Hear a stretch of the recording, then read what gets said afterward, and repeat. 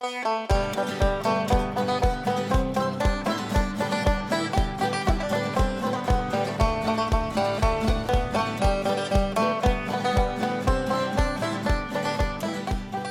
Rob Snape from Target Pest Control. What's the Skeet? Thank you. How are you? How are you keeping? I'm fine, thank you. Yeah, great. Good. It's an absolute pleasure to have you on here today. Yeah, thanks. And very who have much. you got with you there? I've got Frank here, me 11-year-old border terrier, who's probably the most antisocial dog. We're lucky to be having him sat here, really, because anybody who's met Frank, they know he's quite antisocial, and I don't think he even likes me. And I've owned him since he was 8 weeks old. Yeah, he's giving me a funny look. Yeah, he is. He's very selecting these people. He's like, yeah. Well, at 11 years old, you would probably get a bit sick of people, wouldn't you? Yeah, it's a long innings for a dog. Yeah, he is, but he's been a belting dog. He's been a belting dog, and he's Definitely tell me a little bit about him, what he does for a job, what his sort of job role is. Basically, I got Frank. I've always had working terriers since I was 16-year-old, and then when I moved over here, I've been here 16 and a half years. I realised there's a big issue, right? Okay. And I thought there's a bit of a hobby that I had once was a hobby for me. Yeah. I thought I'm going to carry on and reignite my love for working terriers. So I got Frank, and then I didn't really have to show him anything.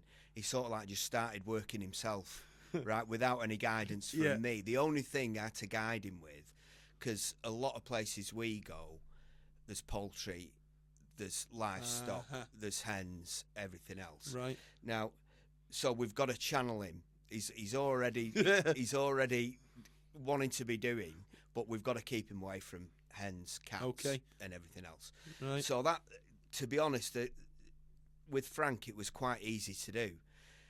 Now, the dog I've got in the van outside, the absolute lunatic, the Lakeland, right? He's come originally out of the lakes. Yeah. Or be 100 odd year ago, right? Them bloodlines are 100 odd year old. Oh wow! And he's come from originally bred off a guy called Maurice Underhill, who lives in the West Midlands. Yeah. And he was bred off my friend Gareth Binns, and I got him. Now, Blade, he's called, the Lakeland. Yeah. Right. He's the sort of dog that if you ever had a canine Bin Laden situation where you needed where you needed a dog to storm a compound, he would be first in. Yeah. And then Frank had just come in with a cigar afterwards. Toodling. Yeah, and just toodling, and you get the same end result without all the chaos, drama, and everything else. But two opposites, would you call them? Very, very. You get the same end result. Yeah. He's very, very focused, very channeled.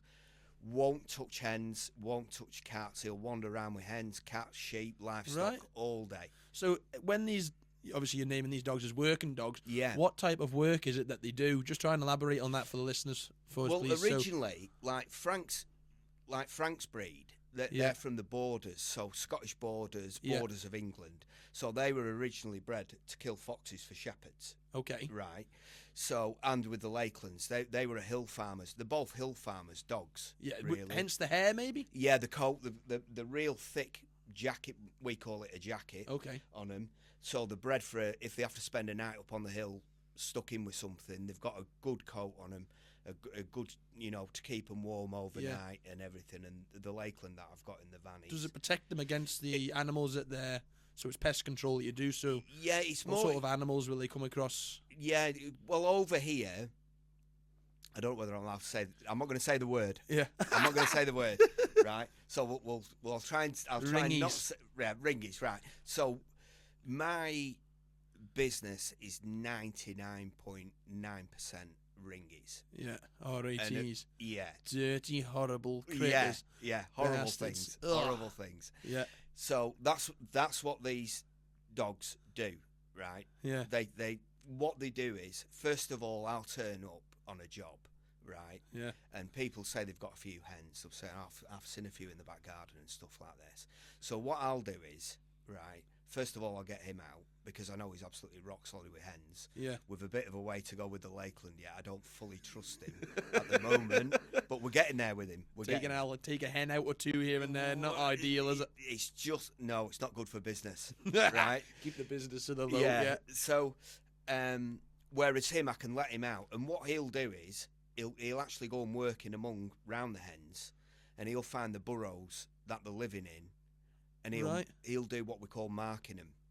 So yeah, explain that. Definitely explain that more. So that is you could get 5 holes in a row, and 4 of them have nothing in, right?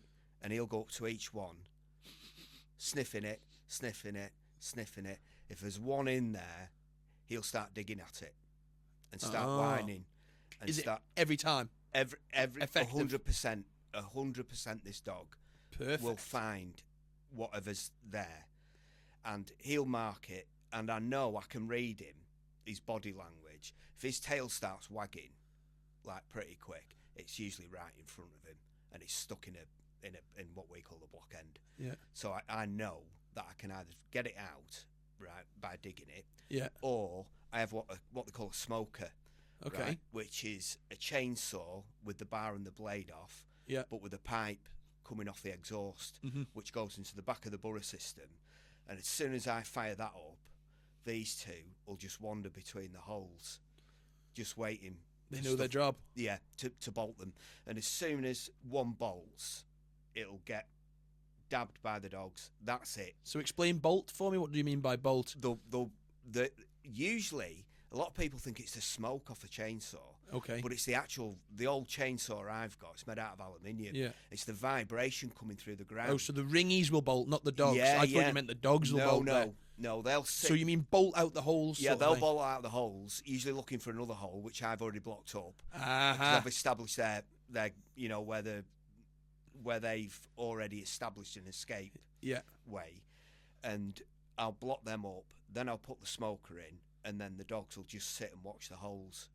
Really? Just waiting for them to bolt. And as soon as any one of them bolts, then it'll just be instant. It's absolutely instant. Quick. Dead. Bang, dead. And then they'll leave it, drop that one. They don't end up in a big tug of war between them. Yeah. They don't end up in a fight or anything like that. Keeping it humane sort of thing in a sense. Yes, definitely. And the other dog won't even come near this one. Right. It'll wait. It'll sit and wait just in case there's something else going to appear. So it's quite often there is something else appear. There's never normally if there's just one. If there's one, does there tend to be more with R.A.Ts? Like I've been obviously around farms for a lot of my life, but I've never really done a lot of hole hunting sort of thing. If you know what I mean, I've never really seen this in action, so it's dead interesting for me. This sort of thing.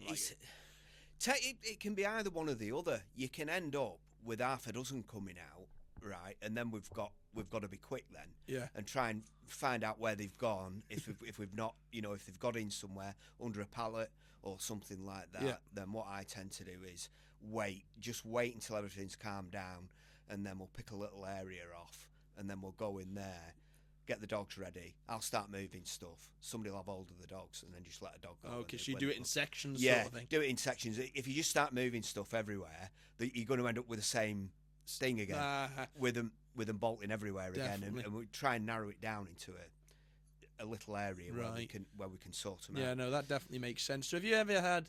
So say they've bolted out, and you've been shifting stuff. Have you ever had any sort of strange experiences with them when they've like ran at you, or a ringy has sort of ran at you, or one's tried to climb up your leg or something like that? Because when I was younger, I used to be terrified, and the only thought that could go through me head was just thinking about one running up your leg or something. Oh, this hoodie I've actually got on. Yeah. Right.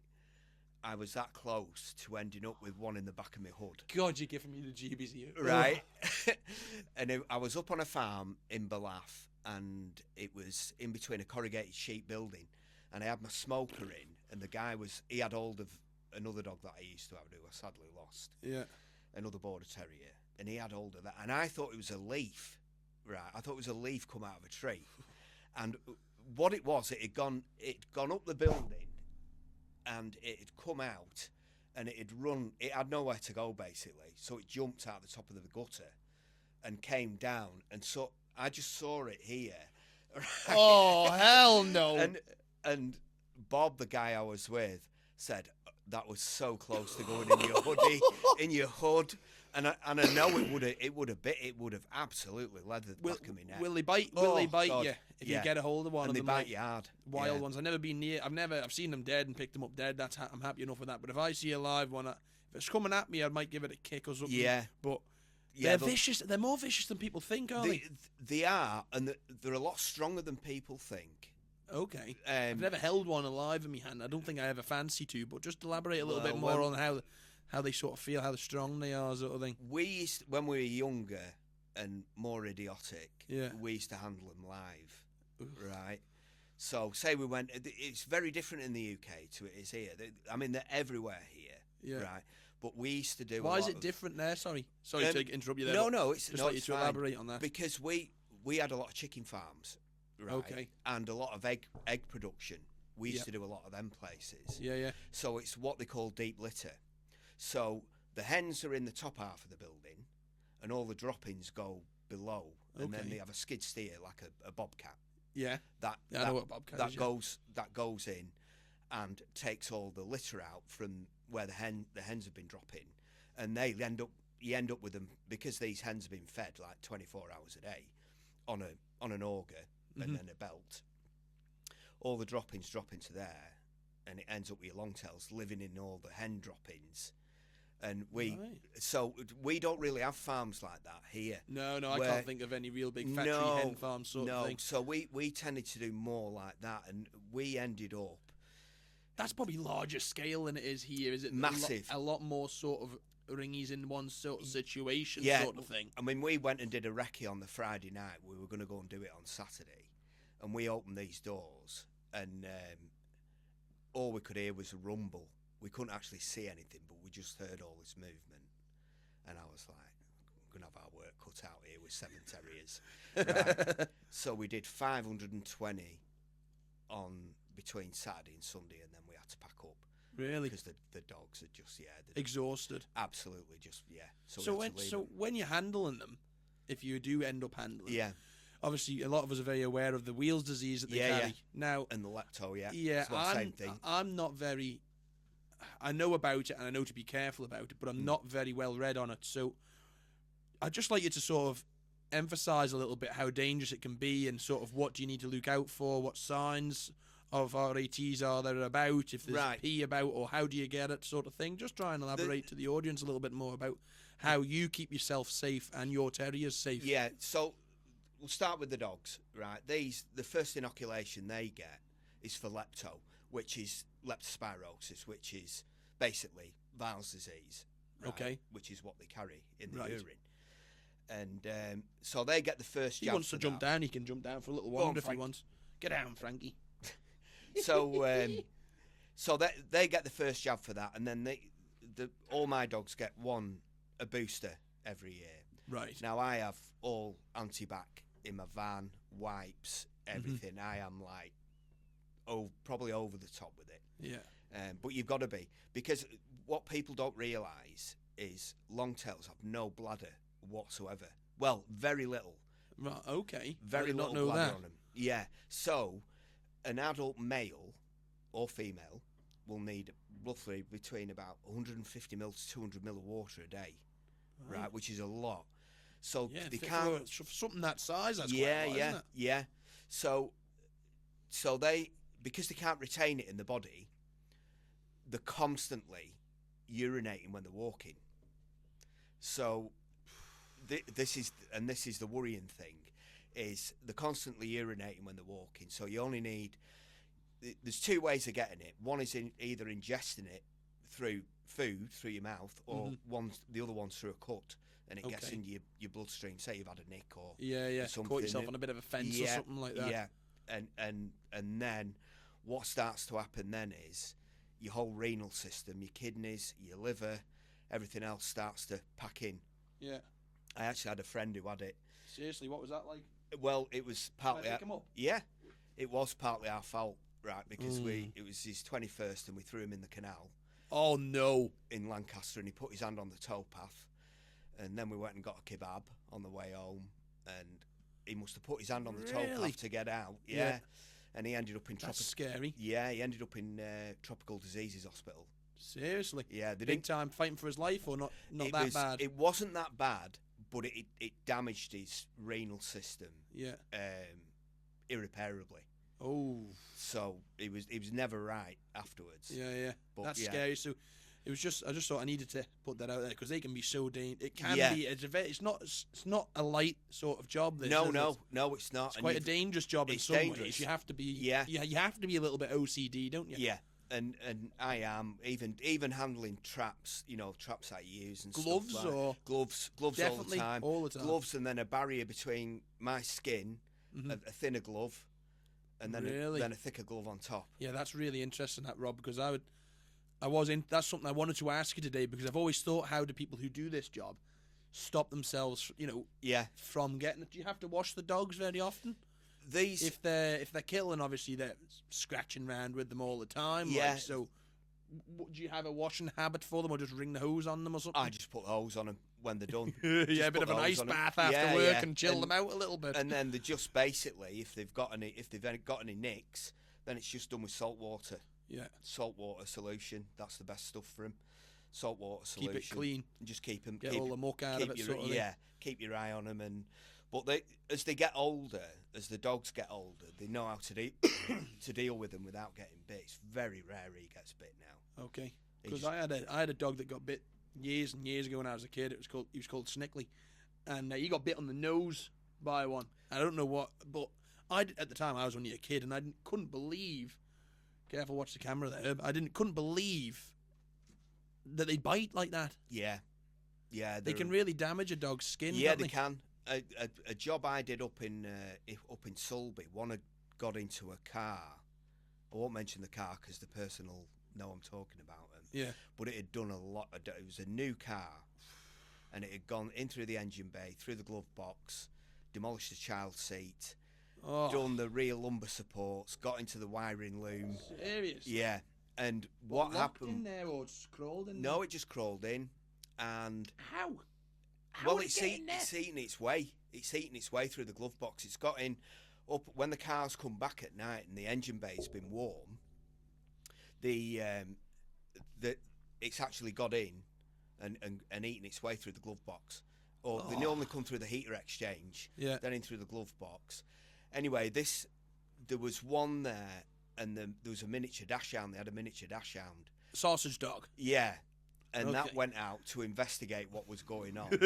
Yeah, and then that got a right leathering, Oh no. and it ended up with 3 stitches in its nose. Seriously? Yeah. From having a It was one-on-one, like a bit yeah. of a boxing match with the Yeah, ringy. yeah, a bit of a sparring match, and it Oh, come hell. off second best. Seriously? Yeah. So they can be bad? Yeah, and you Right. get, and the other thing is here, like I actually brought a box with me to show you. Yeah. Like they're anti hedgehog ones. Okay. So they're basically for target species only. These boxes that my traps go in. Yeah. But I got given 5 to trial over here, right? Right, And, okay. and they're a green plastic box, and they're impregnated with fish meal, which is an attractant. Oh, Right, is and that what lures them in, Yeah, sort of thing? sort of lures them in, and then I've got my trap in there with the bait. Like on a bit it, of and deodorant on you Yeah, if you're out in yeah, the pool when that's you were it. younger or something like that. That's it, yeah. Lure them in Lynx, there. bit of lynx on it. Oh, Yeah, so we've been using them, but what I've been finding is the longtails over here are that big. The hole's not. When it's been manufactured, I've been in touch with the guys who manufacture these things, and I'm not joking. I said half of the things I catch won't even fit in the hole in the box. They won't, seriously? yeah, they won't get in it. So, Yeah.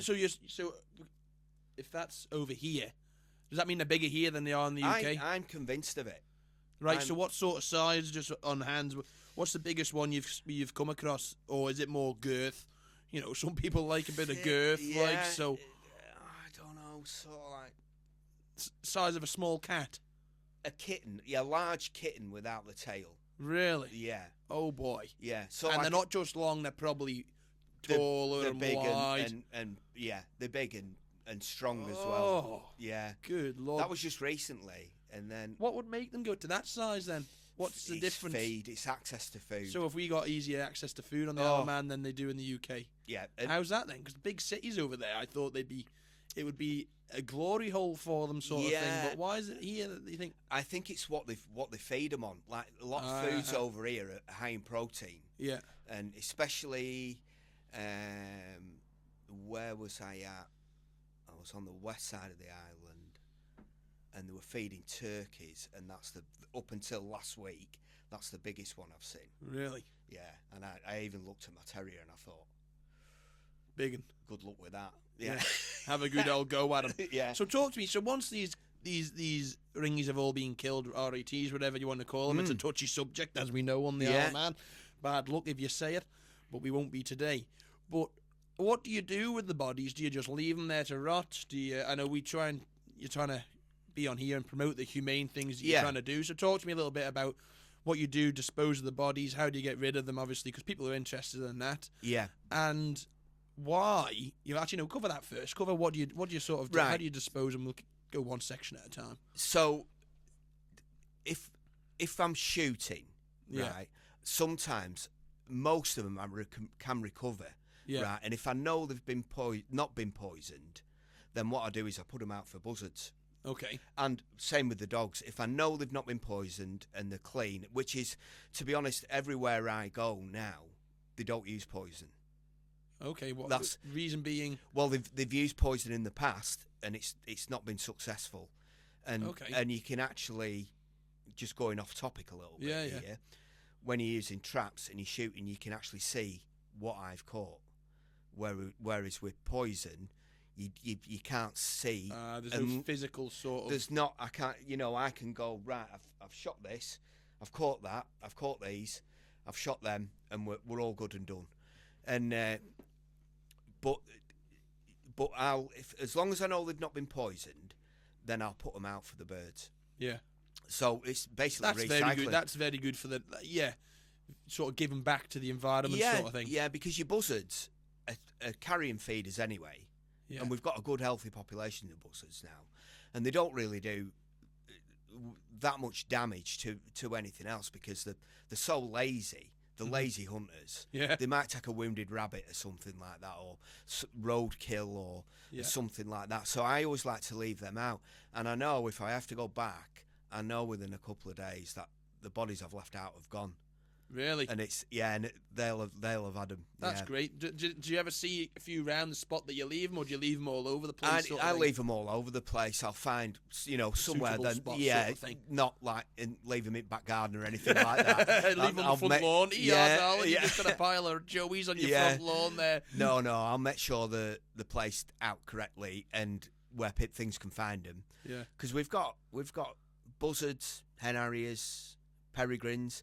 Then we've got barn owls, and barn owls need 1,000 rodents a year. Wow. And they still don't keep the population down. No.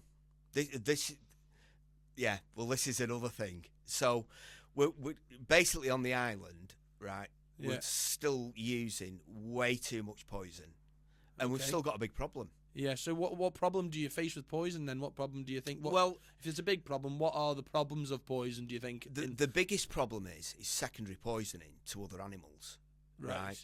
So the poisons they're using now, which is like an SG2, which is a second generation stuff, it doesn't kill straight away.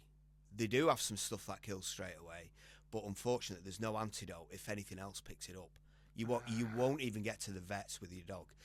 Whereas an SG2, if your dog picks something up, they'll give it a shot of vitamin K and some what else do they give it? Charcoal. To sort its stomach out. Yeah. Okay. Level the pH out or something. Yeah, like that. It's something to do with that. You're not a vet, are you? No, I'm not a vet. Right? I'm not a vet, but I know how these things work. So So that is the biggest threat with poison. So say, for example, we're here, obviously horse feed and stuff in the barn there. We put poison down. Right, fine. The poison's disappeared. Yeah. Okay, so the joey has either brought the poison back to its nest. Yeah. And it's gnawing on it away there, storing it up. Yeah. Or it's eating it on the job. Yeah. There and then. Okay. How long goes by? A week? No, normally they're dead within 24 to 48 hours. Right, okay, so 48 hours goes by. Yeah, 48 hours go by, but, right, in that time, it's still producing droppings. It's still eating, right? Yeah. And you can actually see where poison bait's been used. You can see the poison in the droppings, which other birds eat then. Oh, because the birds eat the droppings from Yeah. the joeys. Yeah. Right. So then obviously we've got 24 to 48 hours after. Yeah. Dead. Yeah. Stone dead. Yeah. Is that when your buzzard and owl will come and Yeah. nip it up? Yeah. And take it back to a nest where they could have young ones. And next thing, before you've known it, you've wiped an entire nest out. Shit. Which is it's just. Yeah, that's savage, isn't it? Yeah. Yeah. See, that's something that I probably should have been aware of, but I just never really thought on that is the case. Sort of thing. You'd be like, it's sort of secondary point. Yeah, no, I'd never thought of that before. Yeah, it is. It's really, and I know people who've lost dogs through it, and funnily enough, well, not funnily enough, but pigs of all things. Why? Because pigs will eat anything. Because they'll eat anything. They'll eat anything that's dropped in there. Seriously? Yeah. Also, on pig farms and things like that, people have to be dead careful if they're using poisons because the joeys might die in the middle of the and pens. if they die in there, like pigs will eat anything. I know a farm that I do now that they've lost 2 pigs. Seriously? Yeah. I did not know. That's another fact. See, I've got so many questions for you, Rob. I don't know Yeah, if we're going to get through them No, it's all right. through them all. This is just questions in my head that are coming to me as we go. Cause that poison. So, would you say using these terriers and shooting and trapping, like, you know, the 3 sort of, they're the 3 main ways that you that's get rid of them, all sort I of thing. operate by. Right. Is that? And that is 100% more humane than using poison, would you say? If people are worrying about humane ways to kill these pests, because, I mean, we've got people in the world now that aren't into killing things but still need to get rid of their pests. That's absolutely fine. If people are concerned about them and want to re-release them or whatever, absolutely fine. Yeah. But I just thought I'd make it clear that you are confident that this is the most humane way for these R.A.Ts to sort of get rid of, or explain, if not, explain how that sort of makes you It's feel. not only the most humane, it's the most efficient. Right, okay. You know, going back Elaborate onto that efficiency. How does that work? Because I can show you what I've caught at the end of the day. Yeah, when you come to me and you go, right, Rob, how did you get on? And I'm going, right, well, these 4 are in the traps here. I've caught another 2 of the dogs. That's great. So that's 6 down, right? Yeah. And then what we'll do is I'll say, right, I'm going to let the dogs back out now. I'm going to put them in the van for 10 minutes, let them calm down, and then I'm going to let them out again, right? And them dogs will come back out, and they'll come back to that set of holes. And if they just go in, stick the nose in, and come away, I know we're done.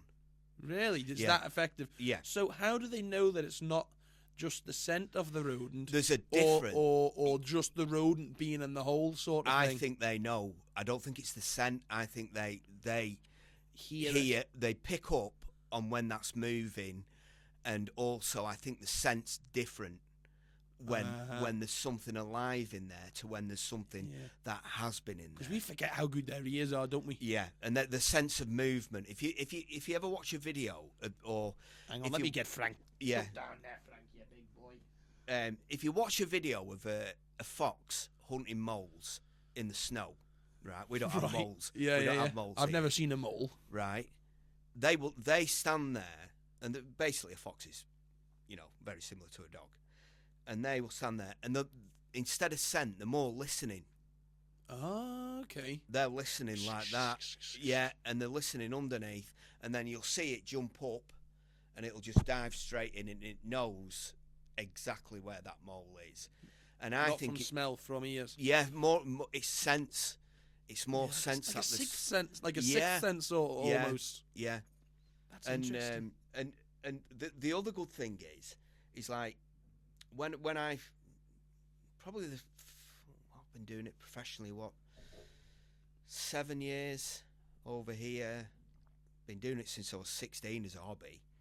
But when the good thing is when I can go back to a customer and I'll go, right, we're all good now. We're done. Yeah. And you go, you sure? And I'm like, yeah.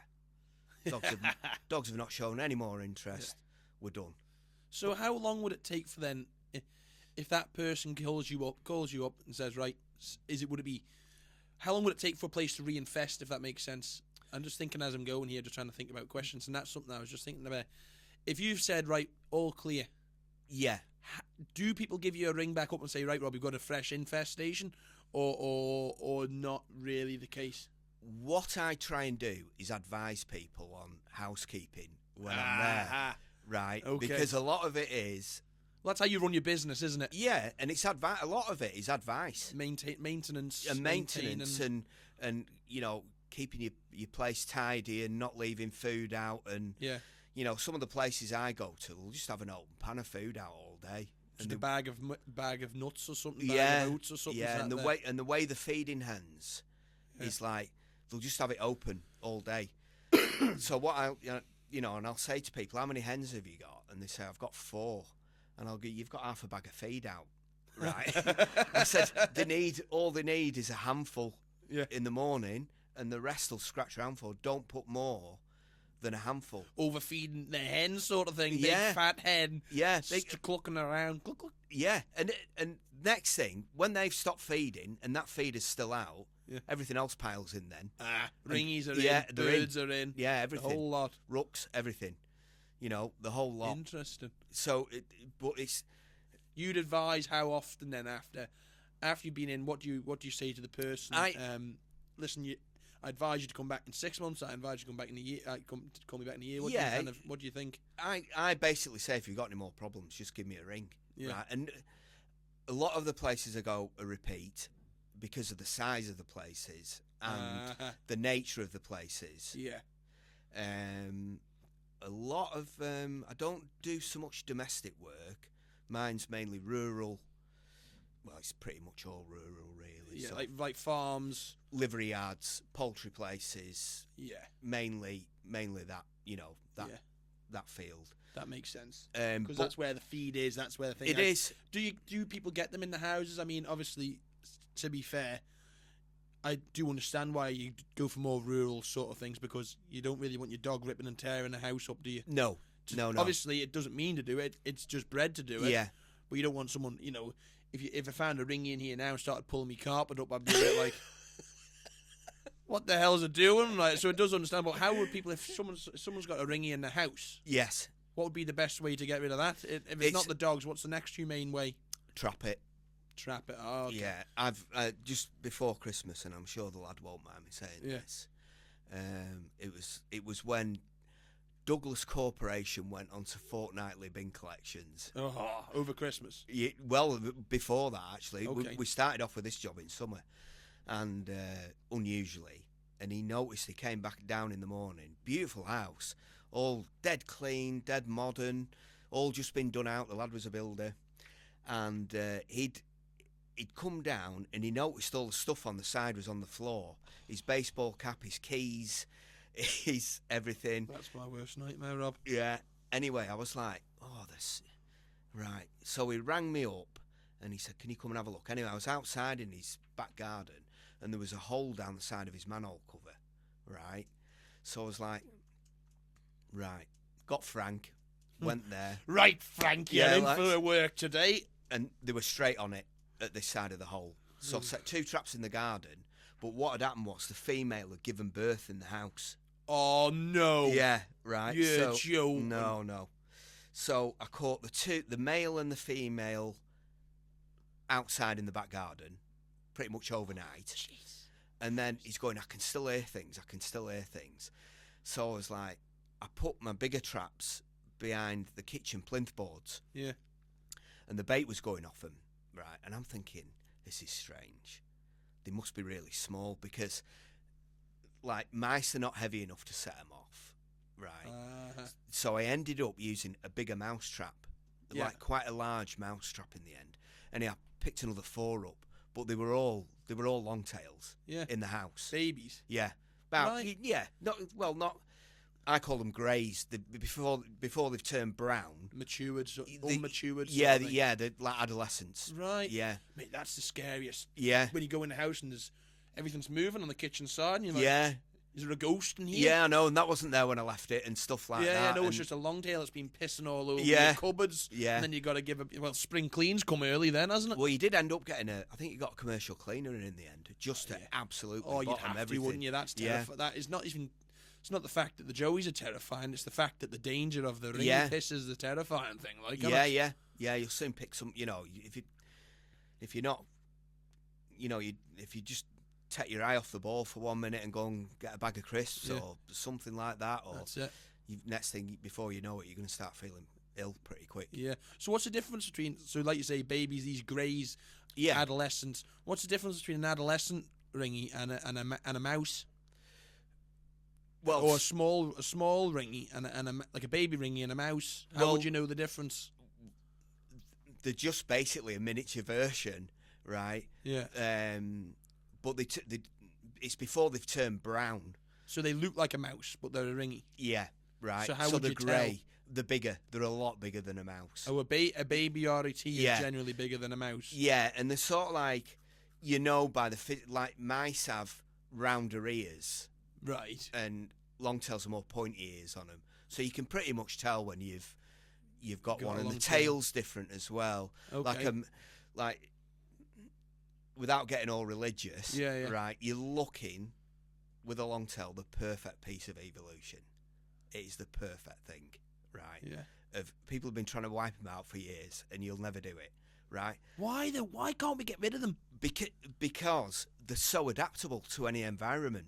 Yeah, I suppose. You'll have a nuclear war, nuclear holocaust. Yeah. Them would still survive it. They're just a crit, and they're just a bloody horrible creature who. Oh God!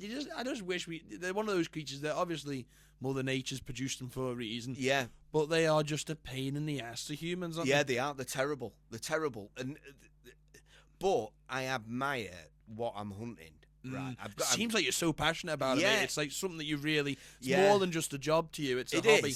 Yeah, it's a hobby, and it's a good hobby because it helps people, doesn't it? Yeah, and you're very lucky if you can turn your hobby into a job. 100%, mate. I mean, that's why I'm doing this. I enjoy talking to people. We all try, and that's everybody's dream, isn't it? Doing something that's sort of close to your heart, and you enjoy the dogs. You think, right? Oh, I've got 8 ringies today. Yeah, perfect, great day. It's a great day. Happy days. Somebody's really happy. Yeah, they've got they've not got a problem that they had this morning, and it was keeping them awake last night, and.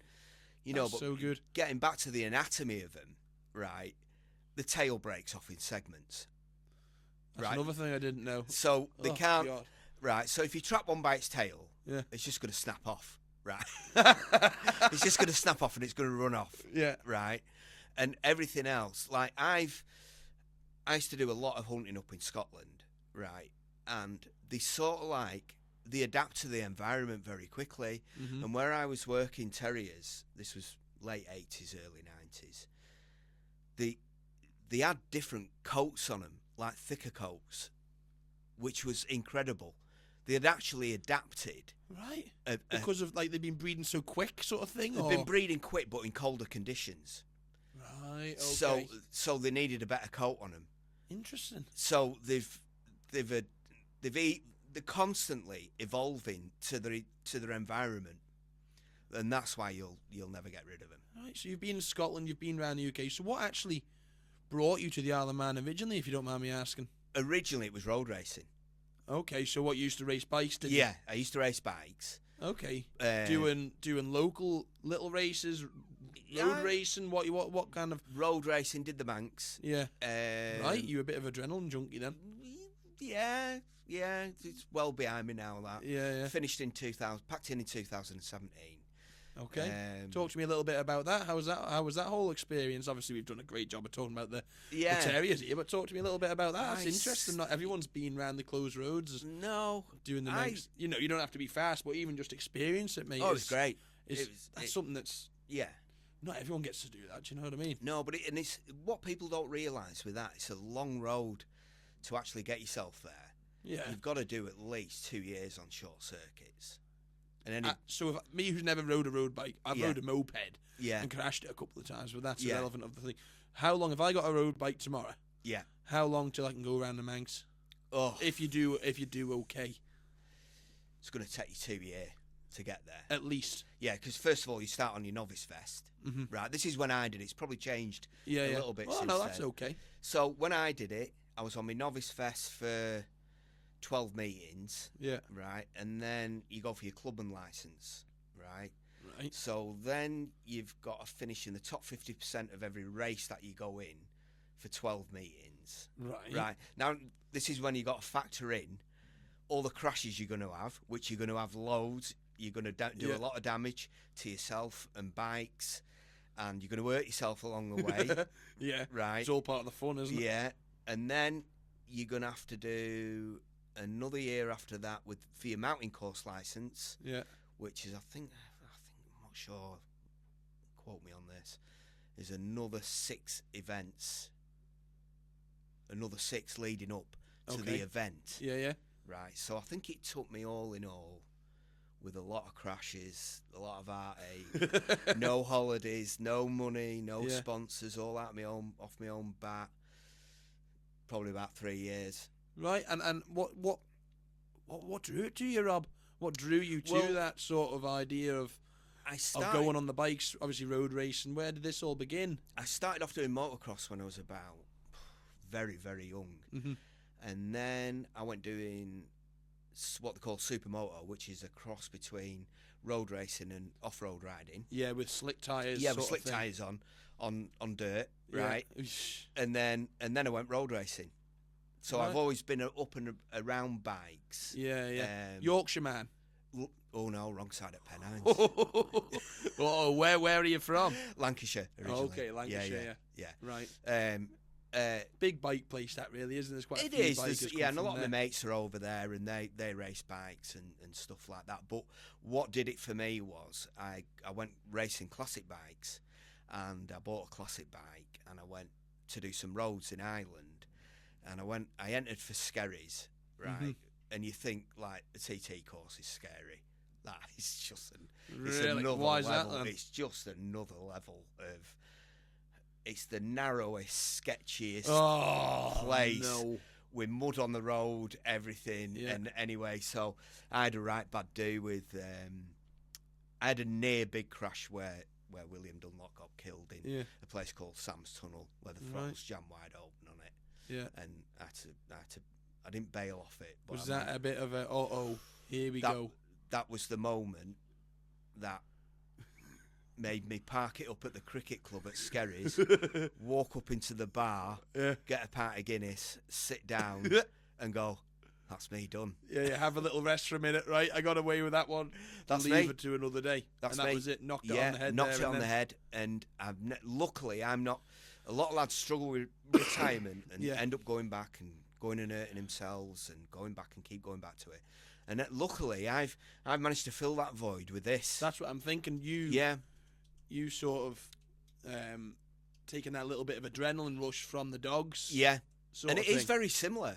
It's that little we've got one. Yeah. Or it gives you a little buzz. So then you are addicted to that little buzz. Yeah. Aren't you? And it's and I won't come away until I've caught something.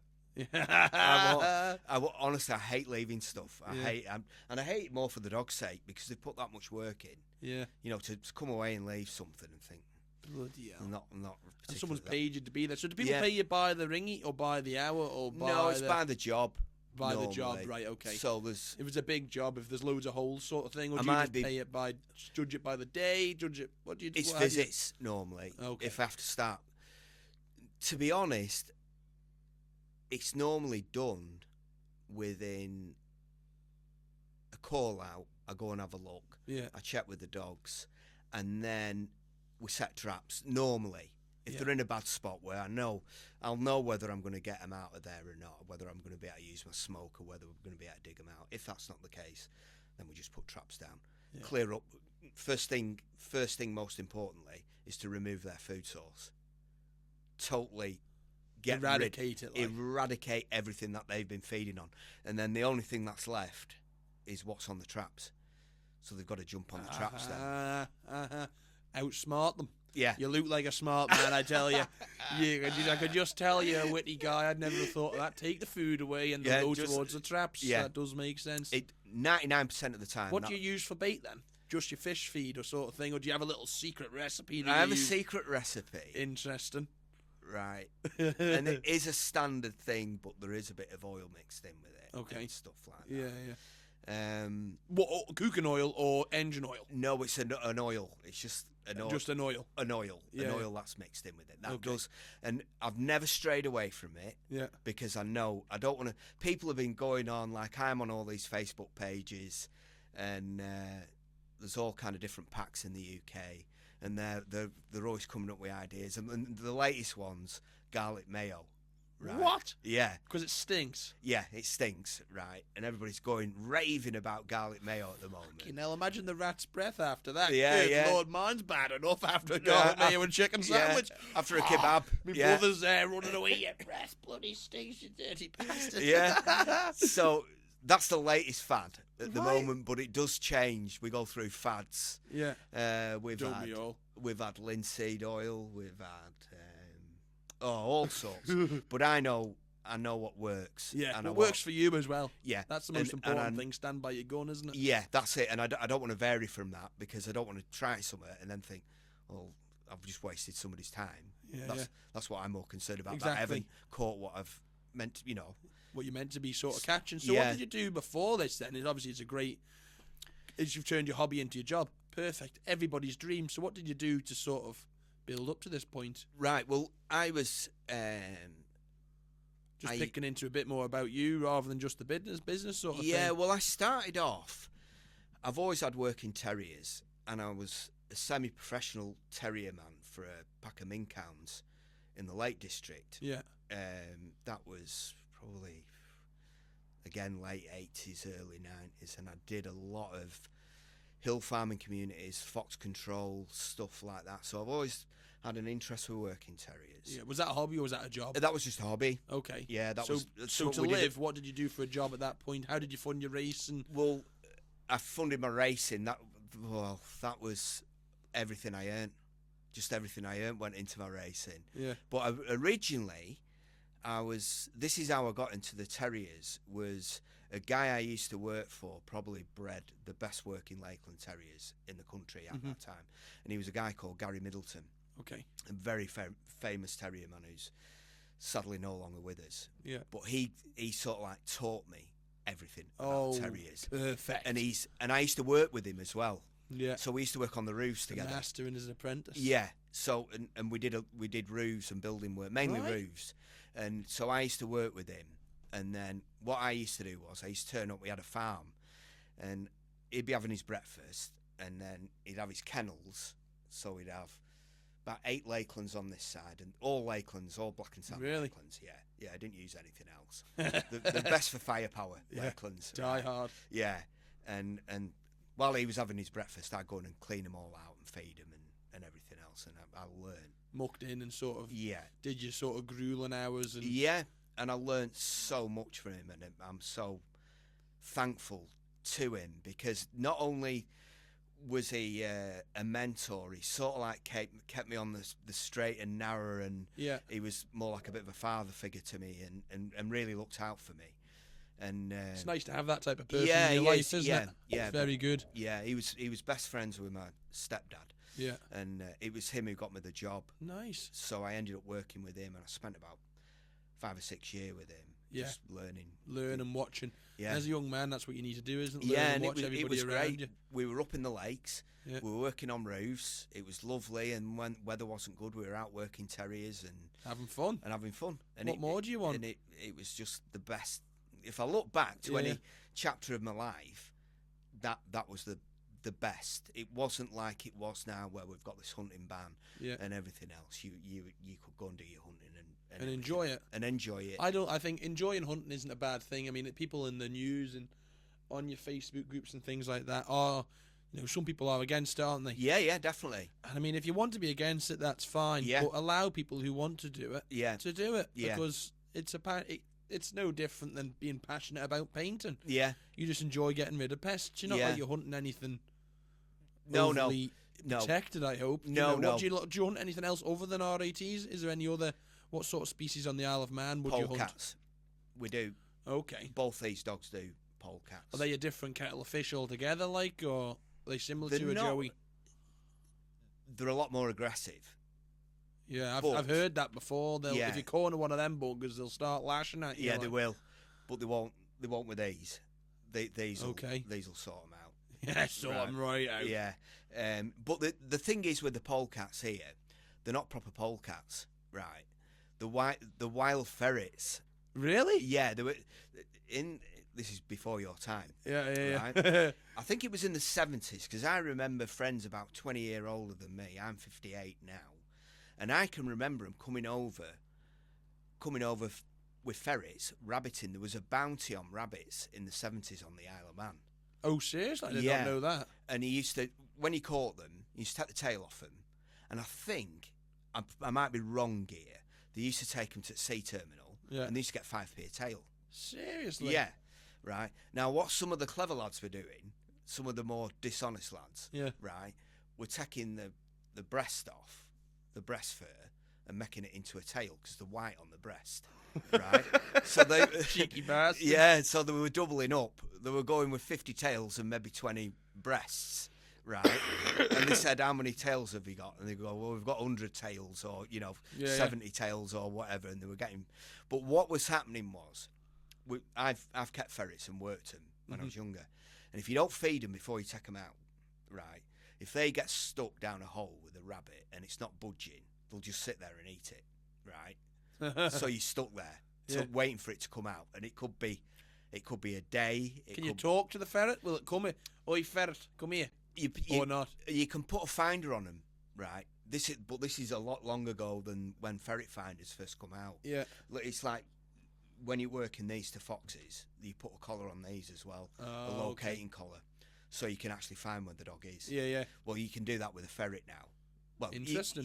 So you put a little locator on and you've got a receiver, and you can literally direct where it is underground and dig it out. But years ago, they didn't have them, right? They had a bell on them, a little bell collar. Right. So you could try and listen for where they were, but it was a bit hit or miss. And so basically what happened was a lot of these lads had ferries booked on the Sunday night, so they thought, oh, we'll just leave them. So leave the ferrets? Yeah. So they left Seriously? the ferrets and they bred, and that's what you've ended up with now.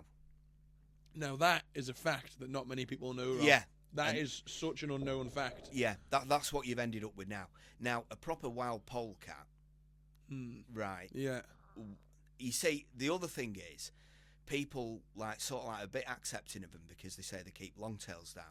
Now, the amount of times... Is that a myth? It's a myth, right? It's a myth.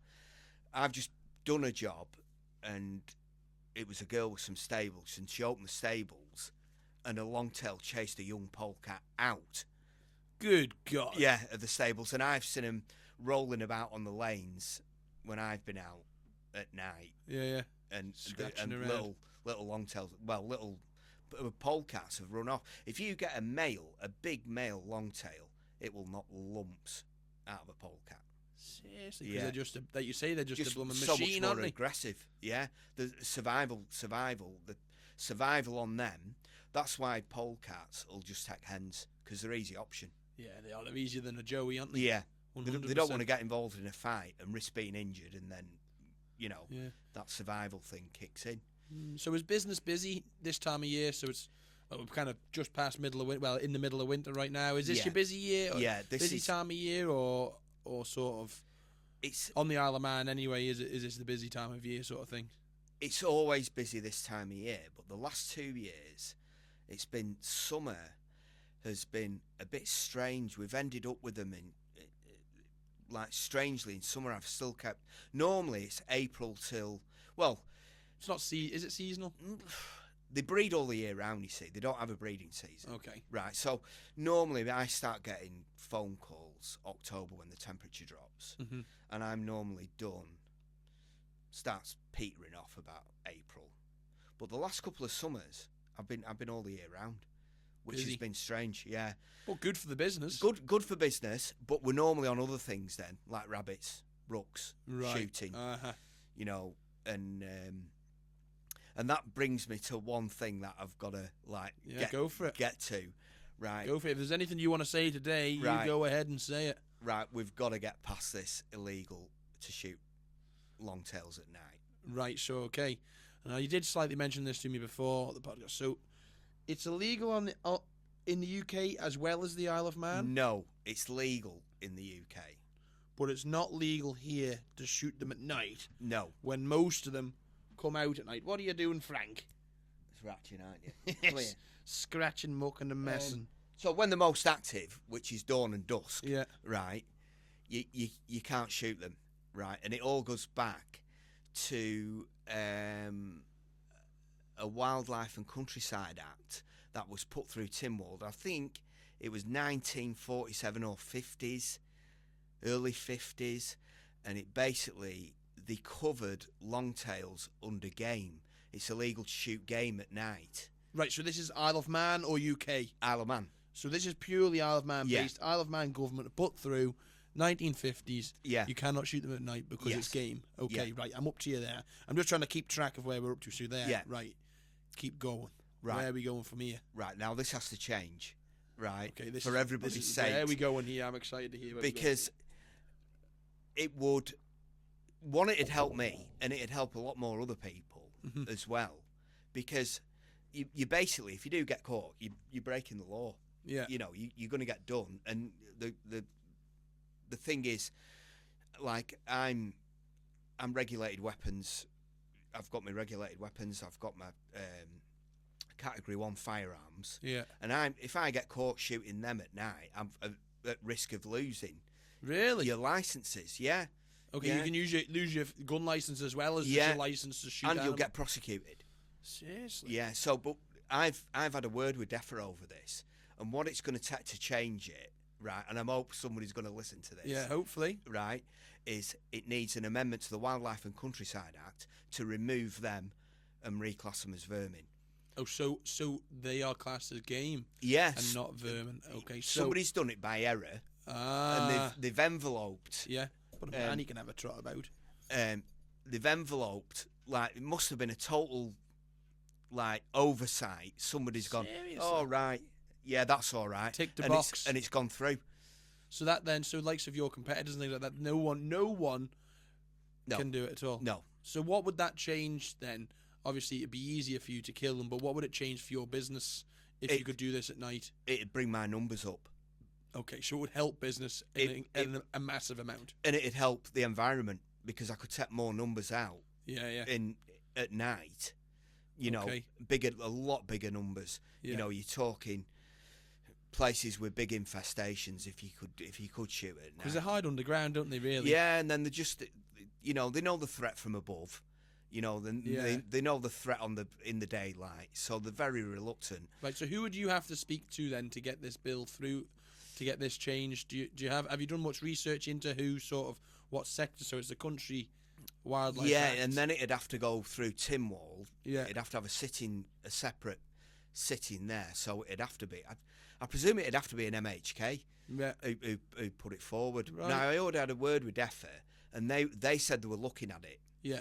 Right, they were looking at getting it done. Which is acceptable if Yeah, they're yeah. willing to look at it. Happy days. Yeah. That's This was a while ago. yeah. Right, so we're No, not, this is what this podcast is about. Yeah. Mate. If people have got a problem or yeah. or It's something not. I like don't that. have a problem with it. It's just slowing the job up, and Yeah. and it's not making I could make a lot bigger impact on numbers if we were allowed to shoot at night. Yeah. So do you have competitors on the Isle of Man? Because to be honest with you, Rob, I'm from a farm background sort of thing, or but I'd never really heard of anyone going around doing this as a job, Yeah. as a business. Is there other people who use terriers No. on the island, or are you the man for the job? Yeah, there's only me. There's only me doing this. Really? Yeah, So anybody, if you've got some long tails that need getting gone, give Yeah. you a shout. and it's going to be effective, and we're not going to use poison, and we'll Yeah. we'll sort it out. Nice.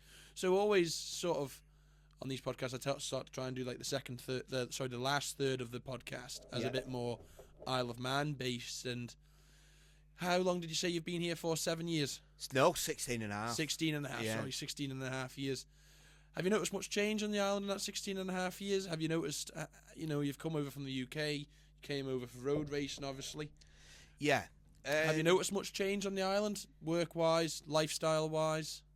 Not really. It's still, there's still plenty of work. Yeah, Lifestyle, I don't think it's as safe as what it was.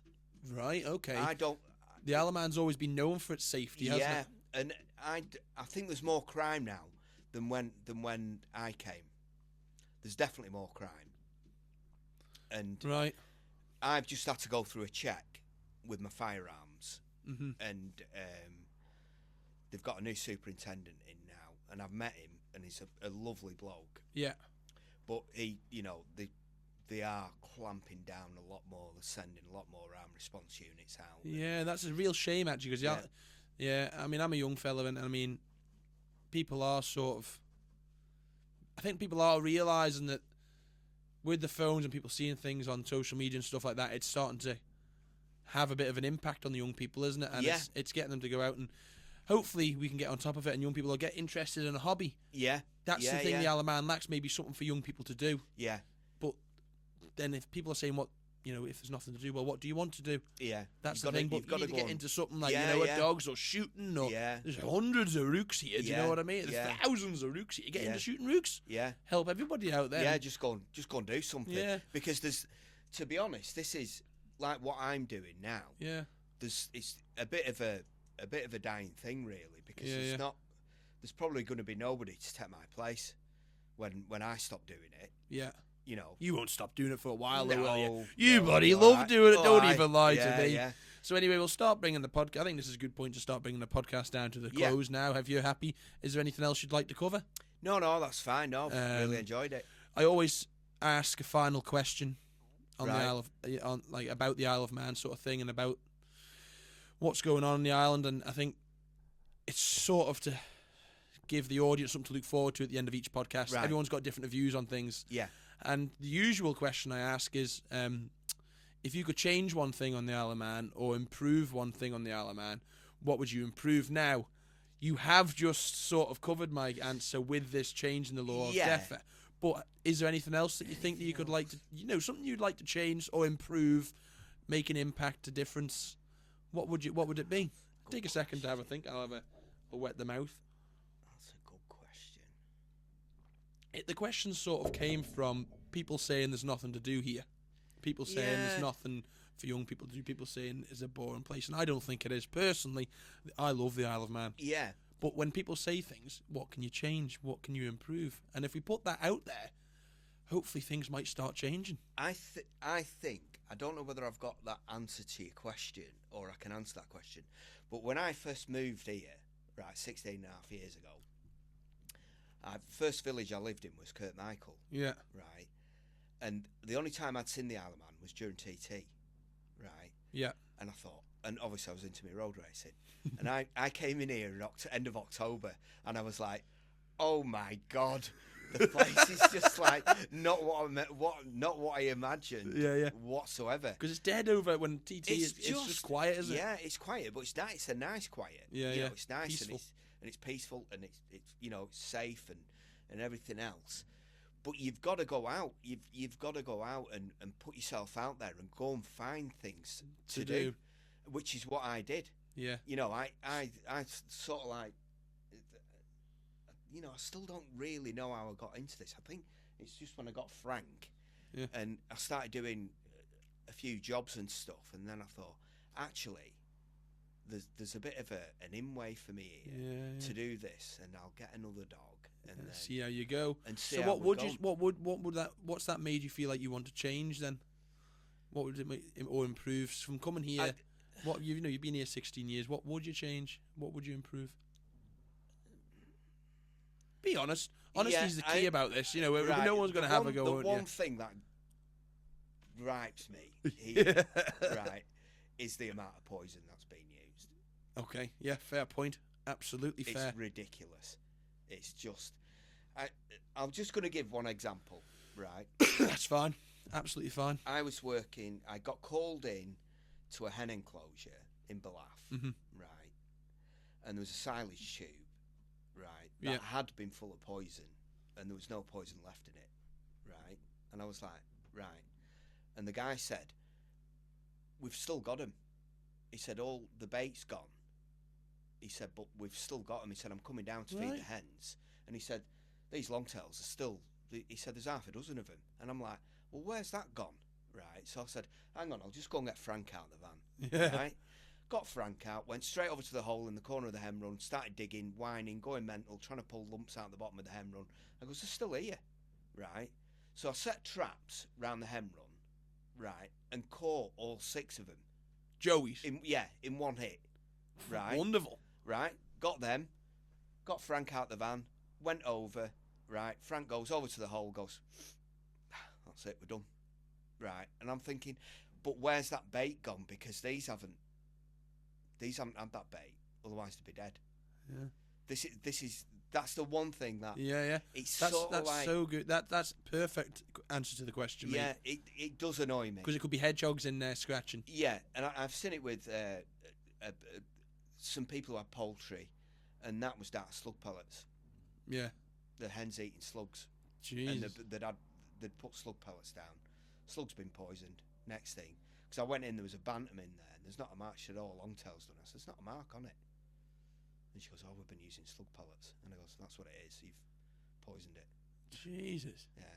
Oh, that's a good way to wrap up the episode, mate. Thank you very much. Yeah. Well, thanks it's an for having me. absolute pleasure. It's an absolute pleasure to have you on here, Rob. This is something that I've always enjoyed.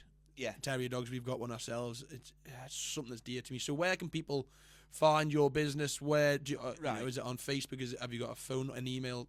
I don't know, maybe not. Maybe don't put your email out there, but certainly put your phone number out there if people want to get in touch. Yeah, my phone number's 207 733. Yeah. And I've got a Facebook page, Target Pest Control. Okay. And there's loads of stuff on there with the dogs working, loads of little videos. Yeah. And of them doing the bit and me doing my bit. Yeah, and, wonderful. You know, stuff like that. So people can contact me on there. And, you know, I'm more than happy to help. Yeah, so if anyone's interested in getting rid of their long tails, ringies, joeys, anything else you want to call them, R.A.Ts, give this guy a call. Thank you very much, Rob. It's been an absolute pleasure. Thanks very much. Perfect.